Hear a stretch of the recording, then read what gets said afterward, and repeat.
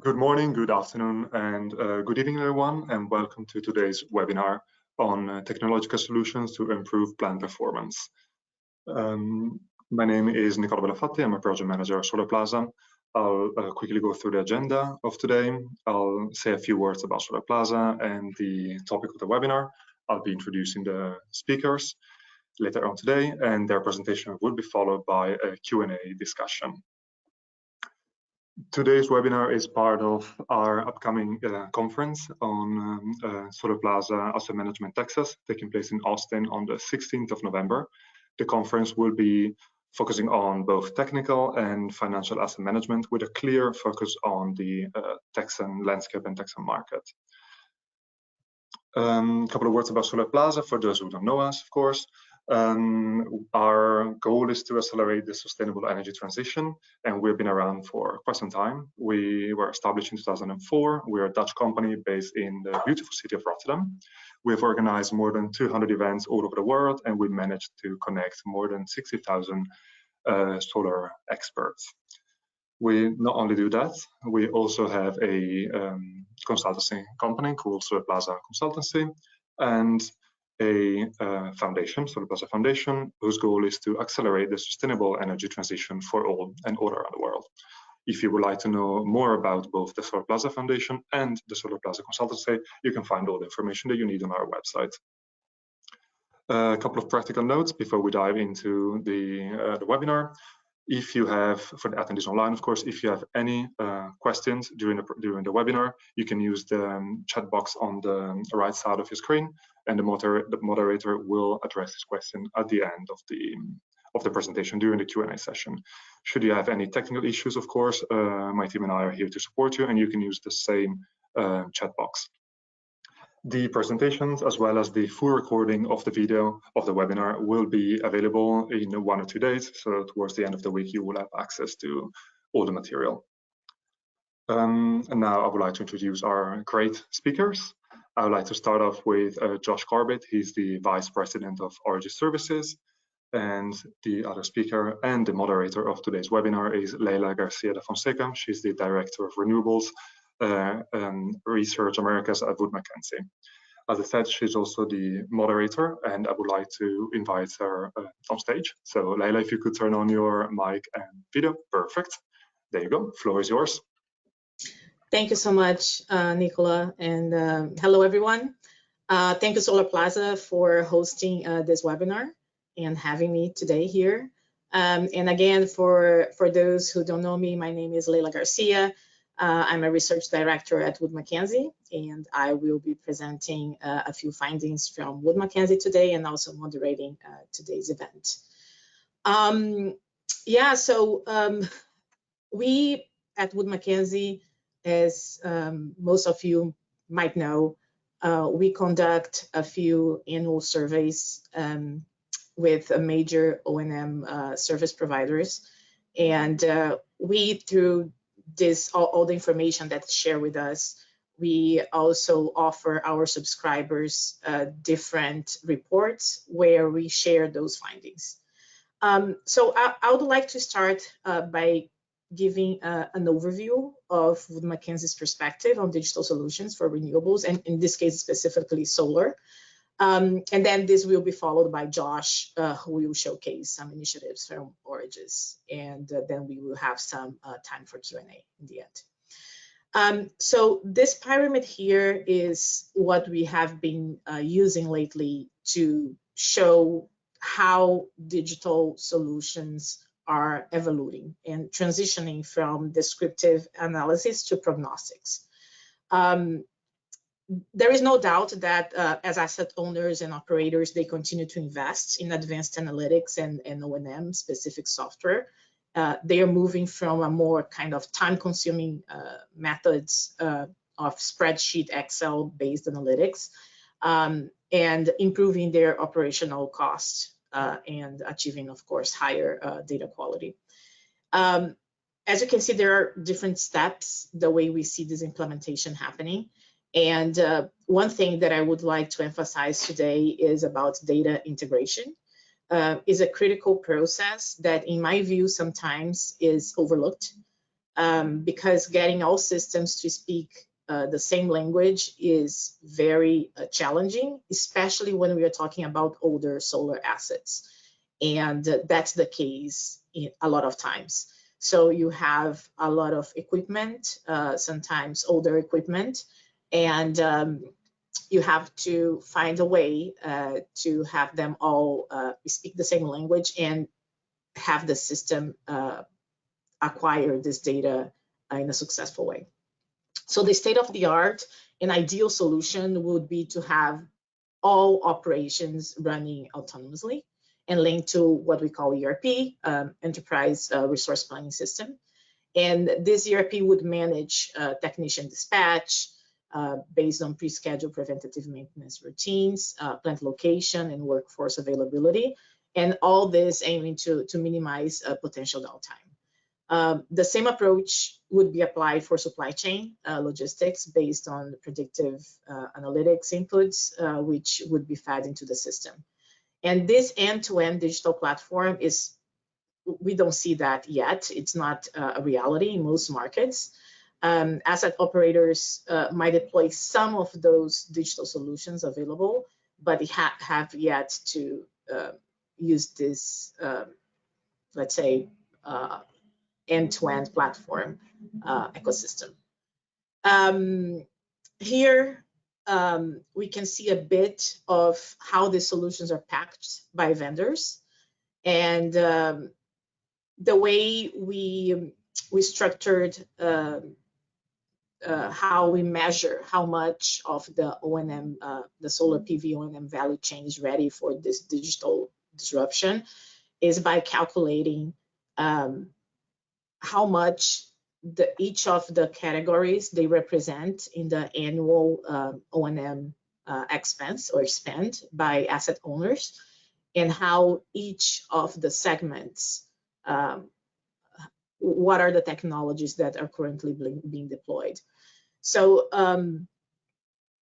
in a very, we all know that the solar O&M industry is very labor intensive, and O&M can be between 80 to 90% is labor.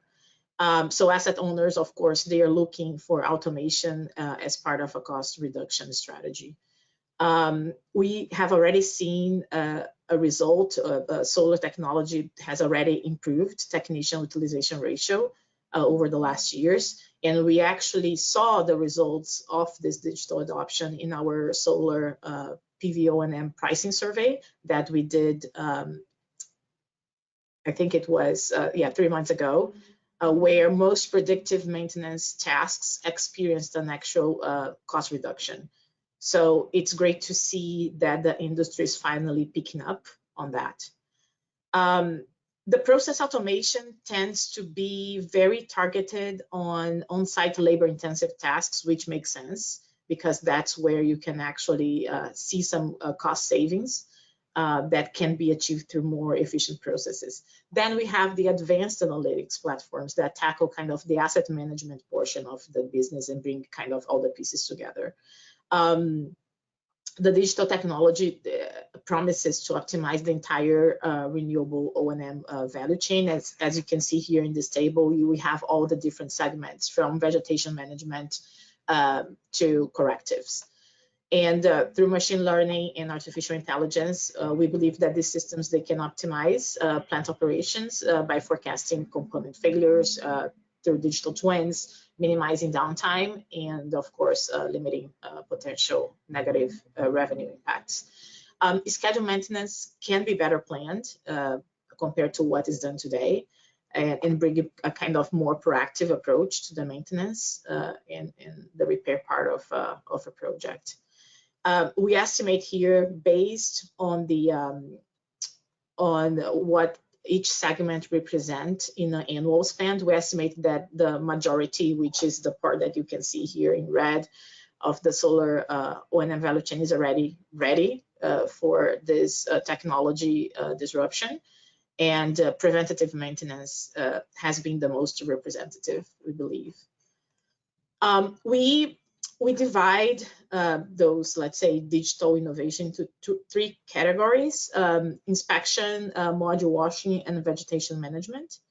And on this slide, you can see the different inspection methods.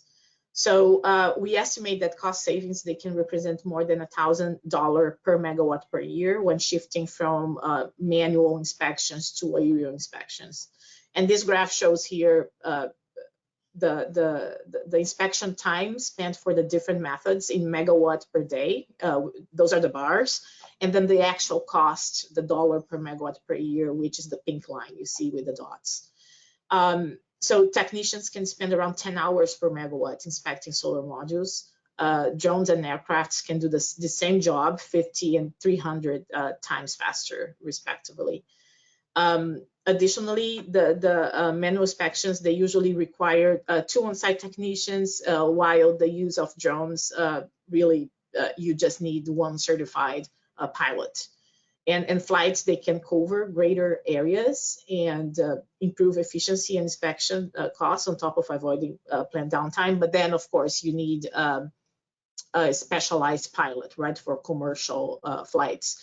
So you have the benefits of flights, they go beyond the time spent, because the ability to perform inspections in remote areas, for example, where you wouldn't have, it wouldn't be as easy to get access to. It represents actually security risks for technicians sometimes in some markets, not in the US, but other countries. So it brings a very valuable way of doing these inspections for asset owners and their teams. More sophisticated inspection methods involve the need of specialized labor, as I said previously, that can translate to higher hourly rates. Let's say a private commercial certified pilot versus a drone pilot. But then these extra costs, they are, you can gain them back through the amount of megawatts that can be inspected in 1 single flight. So the use of the aircraft for inspections is becoming very significantly, we've found, and more vendors are offering this solution since flights can cover up to 200 megawatt an hour. And this, as I said, offsets the additional cost that this method entails, which is fuel and also the specialized labor cost. And then when we look into module washing specifically, this is an example we put together some time ago that shows how regional labor costs and frequency can impact the overall operational cost of a power plant. You can see here on this chart that just being in different markets, and here's an example of different countries, but you can replicate this to the US specifically and the different states and regions.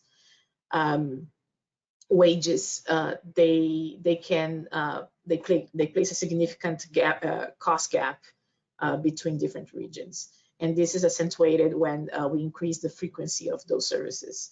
So regional wage dynamics coupled with site-specific labor-intensive tasks like module washing in this case produce a wide range of O&M costs.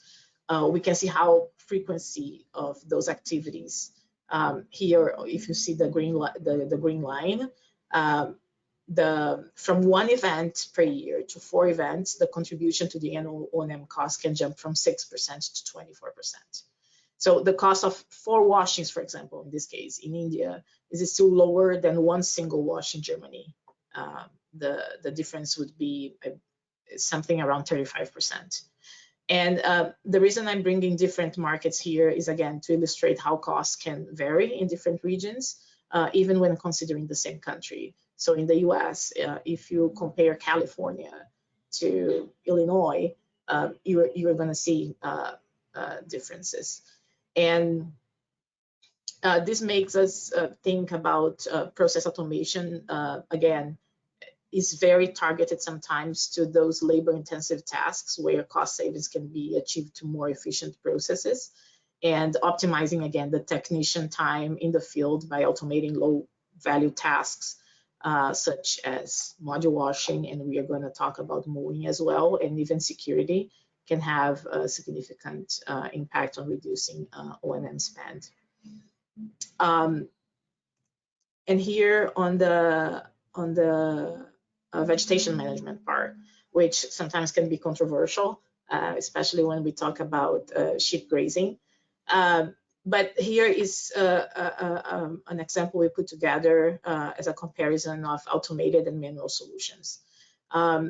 You have the total cost per year represented by the bars, and then the dollars per acre per year represented by the lines. And for smaller projects, sheep grazing is a great solution.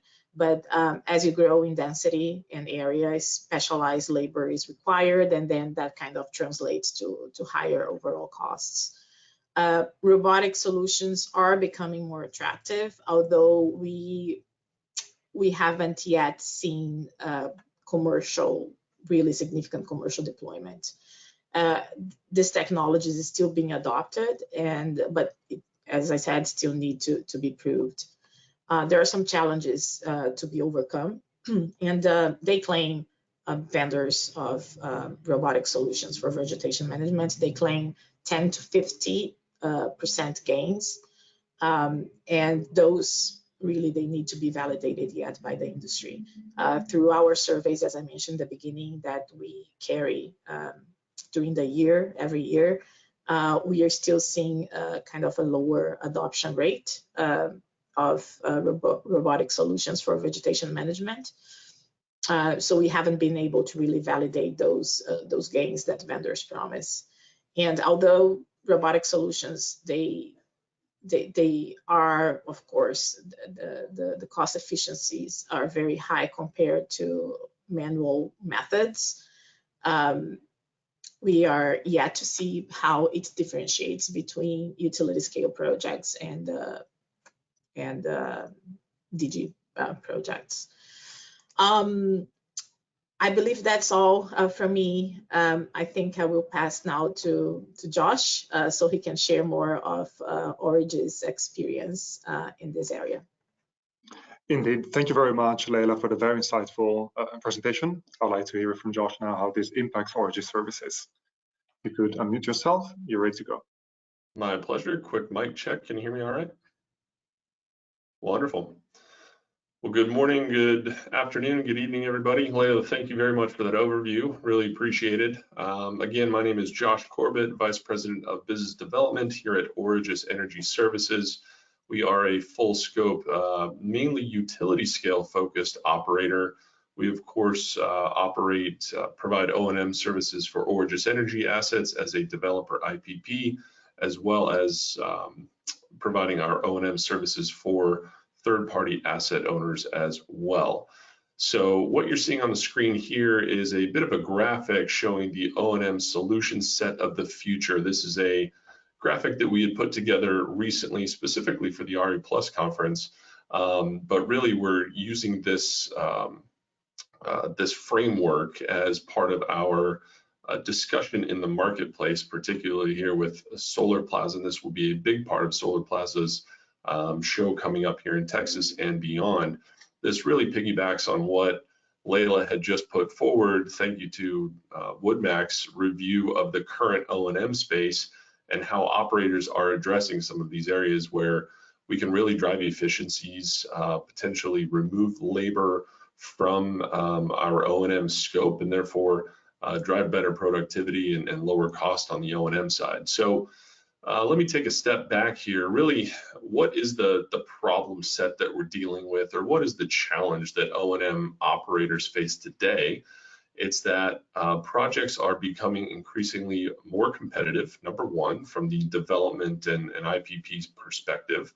So O&M operators are receiving a lot of downward pricing pressure from those developers to really maximize their scope of work, number one, at a lower cost if humanly possible.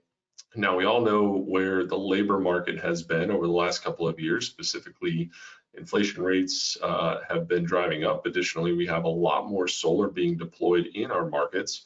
So the labor component, which is in our estimation, 70% or more. Leila had mentioned earlier, 80 or 90% of the O&M deployment is labor driven.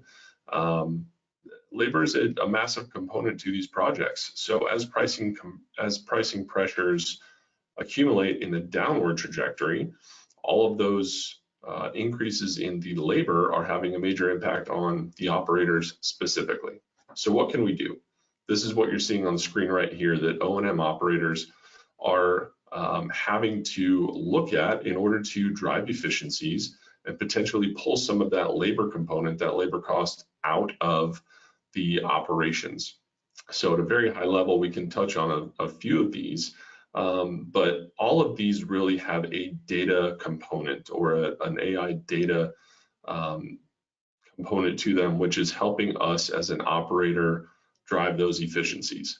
Many of these technologies, of course, are not completely removing labor from our sites, but potentially doing things better or faster, or increasing efficiencies of the labor that we're currently using on the sites. For example, our handheld technology. So one thing we've deployed and other operators have deployed in this space are handheld technologies to perform infrared scans, to better manage our maintenance tasks on the site, to have schedules ready to go. Leila mentioned earlier the deployment of more efficient maintenance schedules and planning. That is being done today by many operators. We are constantly getting better as operators in the O&M space at deploying maintenance schedules at a much more efficient way. And then the way that we communicate our work orders from our offices, from our remote operation centers, out to our technicians in the field is also improving dramatically. So having handheld technologies that allow us to communicate much more rapidly with our on-site technicians, take care of problems when we see them in the remote operation center quickly, is number one, driving efficiency for labor, which is the major cost driver here, while also decreasing downtime and increasing productivity and production on the sites, which of course is our main goal as an operator in the space, increase production for these plants long term. The major cloud that you see up here in the left-hand corner, this is the data component. This is the backbone to everything that we do as an operator. Our remote operations center here in the office and other operators around the world that are performing this exact same thing, data is absolutely king. One of the major barriers of entry here, of course, is operators such as ourselves can only see into the plant data down as far as it's actually instrumented. After that point, down say to the DC level, for example, we're relying on our on-site technicians to be our eyes and ears on the ground to provide feedback back to us here in the office in our remote operations center to really give us that eyes and ears of what is going on the site. So that's an area where I see the industry going now, is more instrumentation at a lower plant level, even a DC string level down onto utility scale plants. That's an area where we can really dive in as an operator. There are technologies coming out today to give us that data. Therefore, we can pinpoint much more closely where are the problem sets in the field, use those handheld technologies to communicate from the remote operations center out to our technicians in the field to very quickly pinpoint where the problem areas are, as opposed to knowing, maybe a string level or even an inverter level. We have problems in this area, let's go troubleshoot. That increases and adds those labor costs and the man hours that we're trying to remove. To continue further, of course, Leila touched on a few of these more ancillary services items, module cleaning, autonomous mowers or robotic mowers, certainly drones. These are all technologies that are either exist today that operators are using or are on the forefront and operators are exploring. We certainly are exploring all three of these. We also use all three of these on existing plants today. We're kind of going through testing phases of some of the existing technologies that are out there. All three of these segments have areas to grow and areas to improve. One in particular that I think we will see a dramatic shift in here in the near future are autonomous drones. As everybody likely knows, the autonomous drone or even robotic drone technology lately has been a major increase in productivity on our job sites and also removing labor. Generally, we're not performing as an operator ongoing IV curve tracing as we had done years ago. We're using infrared scans and other forms of the drone service and imagery to really check the health of our modules, and in often many scenarios also connections and other hotspots throughout the plant. This is an area where I think the aerial scanning and imagery will really increase in its nature and its scope here in the future, and we'll be performing a lot more of these aerial scans, to be honest, here in the upcoming years, as opposed to a once or twice annual type scan.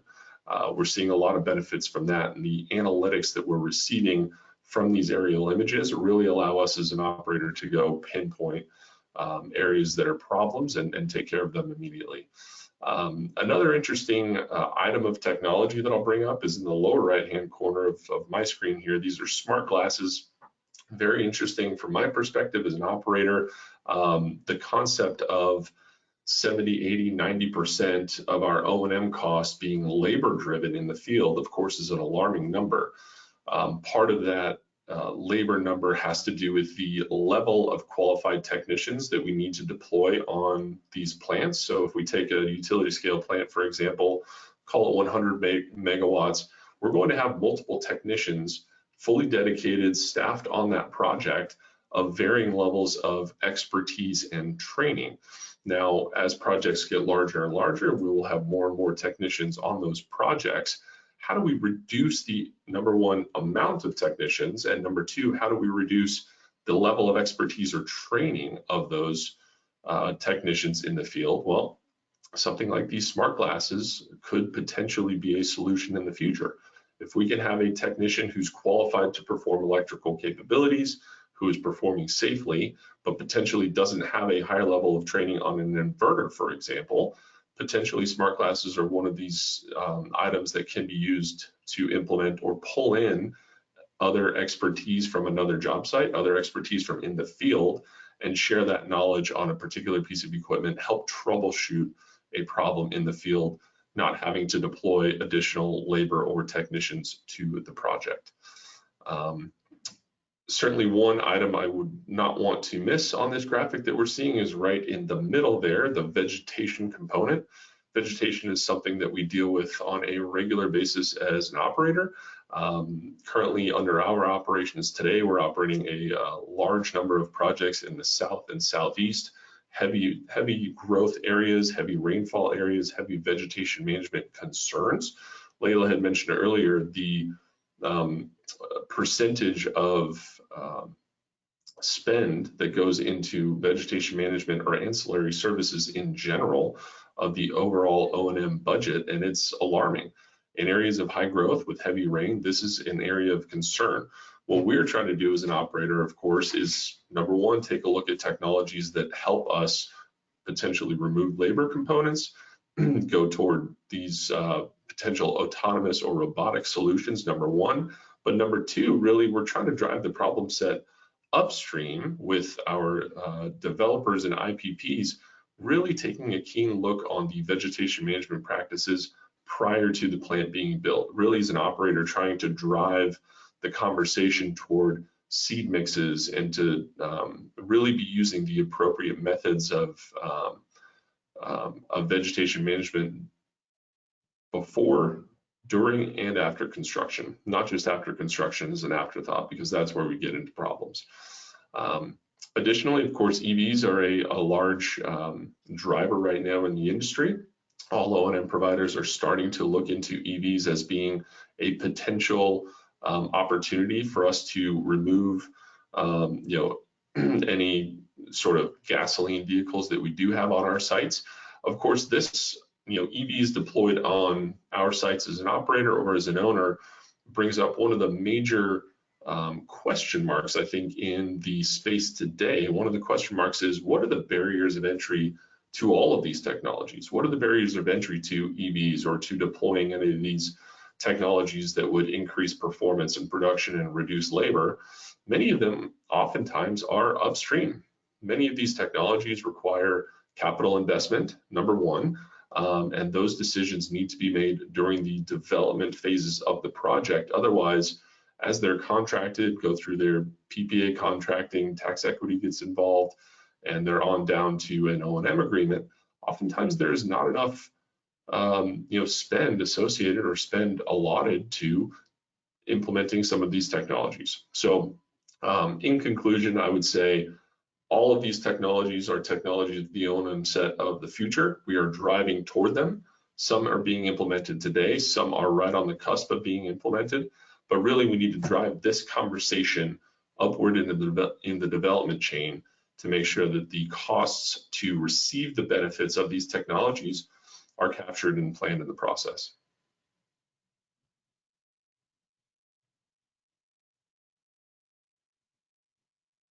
I think I'll leave it there as far as my presentation is concerned, Leila. I think potentially we have some questions. Yeah, thank you so much, Josh. It was very interesting to see how Origis is managing this transition to more digital solutions, and you guys being on the ground like every day. So very, very helpful. Thank you. We've had some very interesting questions coming up here, and one of them that I would like to start with is when we talk about ancillary services. So when looking at full scope O&M, what is the percentage of scope is ancillary services as opposed to preventative and corrective maintenance?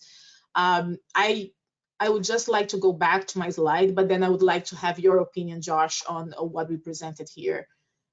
Yeah, so if we go back to this table, here we show kind of what is the percentage on the annual spend for correctives, preventatives, and also the ancillary services. And we can see that more than almost, I think it's 63% is correctives together with inverter replacement and preventative, and the rest, which would be around 40%, actually without ops and admin, it's 25% of module cleaning and vegetation management. So what is your take on that, Josh? Do you agree, or is Origis seeing something different in the US market today? No, it's a great question, and I think your analysis is spot on. The general rule that we tend to see across our fleet is roughly 25 to 30%. Of course, that depends on scope, it depends on region, depends on the area in which we're operating.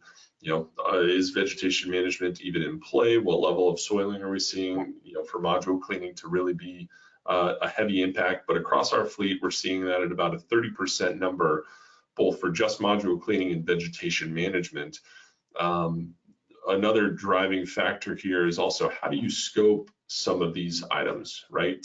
For example, aerial scans using drones today, or fixed wing flights. One might think that is more of an ancillary service, but in reality, that is part of a typical preventive maintenance scope. So keep in mind some of those technologies that we showed on the screen and that we've talked about are actually included in that 33% you're showing on the screen here for preventive maintenance activity. So I really think this is spot on. But if you take just module cleaning and vegetation management at 25 to 30%, that is a major driving factor, major cost factor in the grand scheme of full scope O&M. So having some of these technologies that reduce labor, that help drive efficiency, are really reducing O&M costs dramatically. Yeah, and it's interesting, this question, because it says full scope O&M, but what we see in the market is a lot of asset owners really neglecting this portion of maintaining a solar power plant. So you see very low dollars per megawatt per year, let's say, but it's because those activities are not included. And that's kind of a discussion that we have every year at Solarplaza events, and even with Origis, with Mike, that it's very difficult to compare costs when you are not taking into consideration the full scope O&M. And here you can see that 25% of the total spend is when module washing and vegetation management.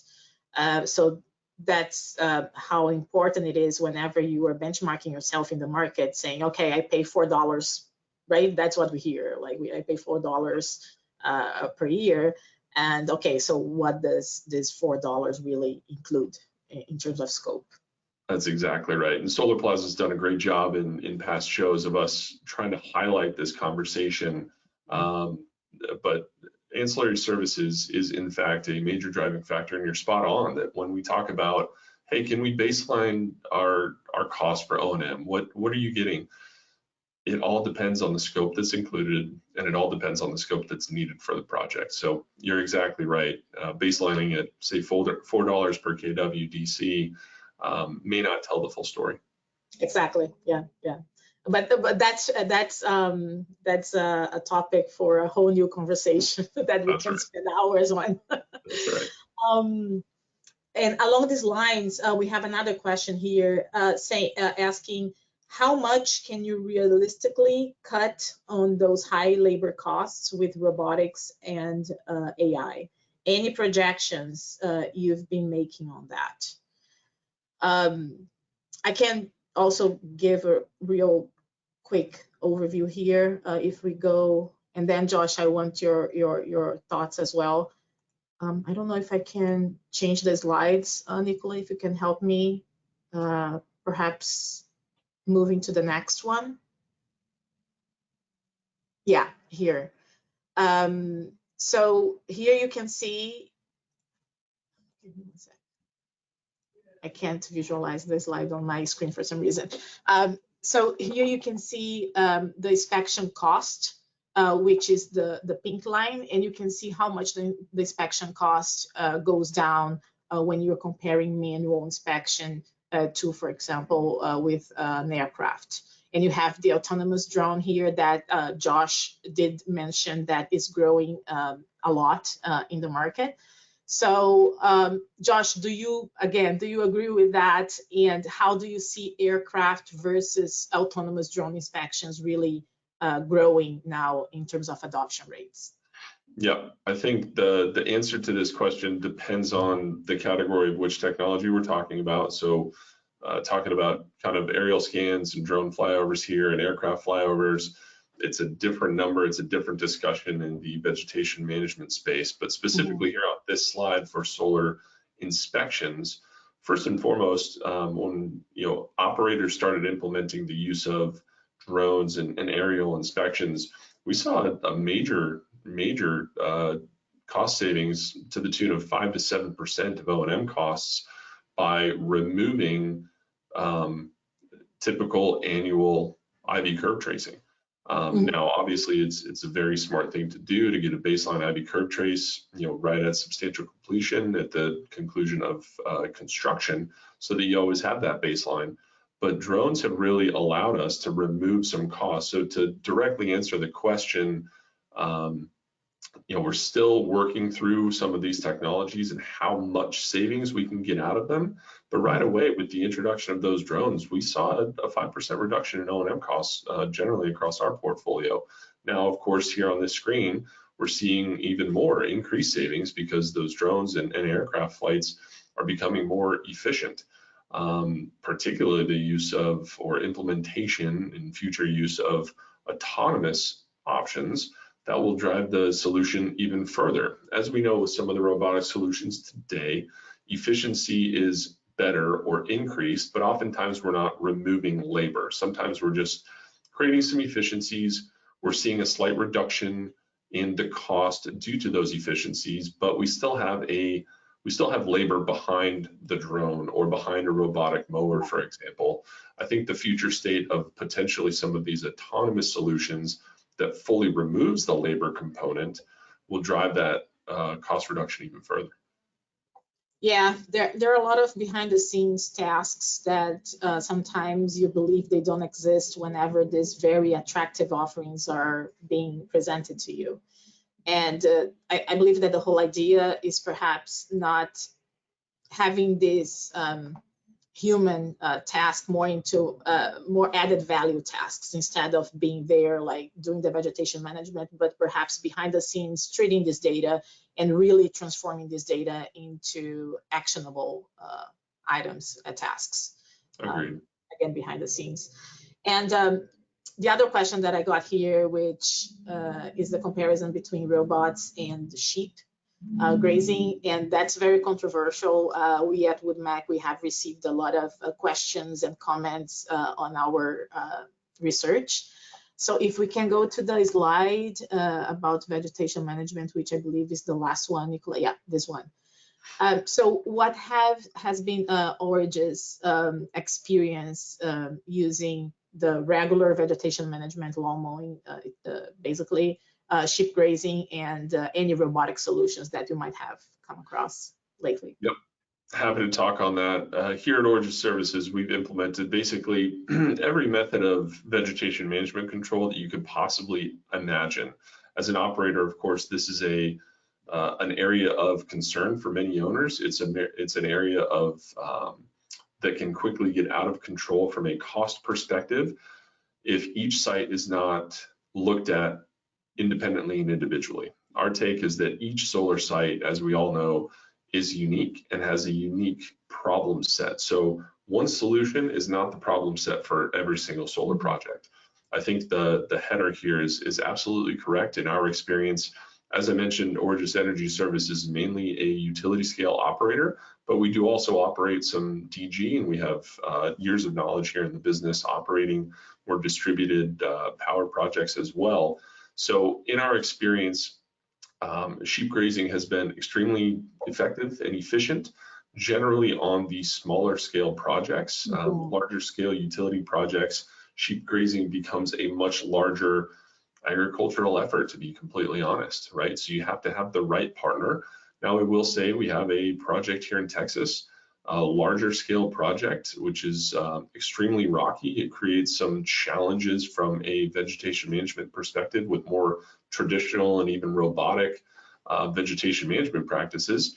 Sheep have been a lot of help on that project and helping us reduce costs in areas that are very challenging to control the vegetation management. So sheep grazing absolutely has its time and place, much like robotic mowers, autonomous mowers, and also traditional vegetation management practices. What we've found here at Origis Services is, like I said, every project is unique. Just recently, we found that there are some projects that traditional means of vegetation management practices where you potentially have wide open rows, buried cable with no nothing impeding our ability to get up and down the rows and around the project. Sometimes a large tractor is a very efficient use of time and labor. So back to my original point, each project is unique. I would recommend to all developers and IPPs to pull your operators in early. Let's put a plan in place for what we anticipate vegetation management to be.